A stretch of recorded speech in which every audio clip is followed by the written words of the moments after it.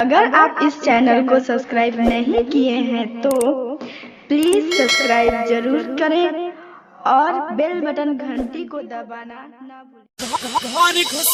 presented by Monabic Music। मुखिया के बेटा मांगे घर घुसला, मुखिया के बेटा मांगे घर घुसला। Digital audio recording studio Biharigunj. Singing by Gaurav ठाकुर।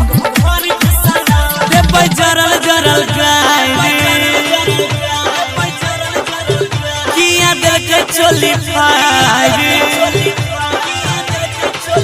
दे बजरल जरल गाय किया दिल के चोली फाड़ दे बजरल जरल गाय किया दिल के चोली फाड़ काला रे पकड़ा एकर फेर हुसला।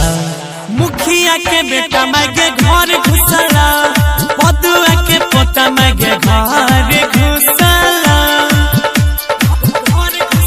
सिंगिंग बाय गौरव ठाकुर।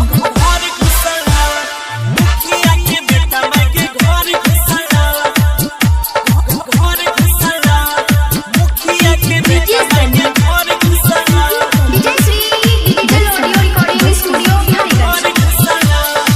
लागत के तनो के खर्चा थाना में तोरवै बेचारा सा साफे ने कोरिया के छोड़ा बे मयो दौड़ बैला के हमें फरसा बेसी बनै छै न बाबे ओकरा छोड़ा बनै अब पूरे पंचायत के सामने में ले हिसाब हल्ला गुल्ला देखिए के लोग जुटला। मुखिया के बेटा मांगे घर घुसला, पदुआ के पोता हमर घर घुसला गे। घर घुसला सिंगिंग बाय गौरव ठाकुर। घर घुसला मुखिया के बेटा मांगे घर घुसला।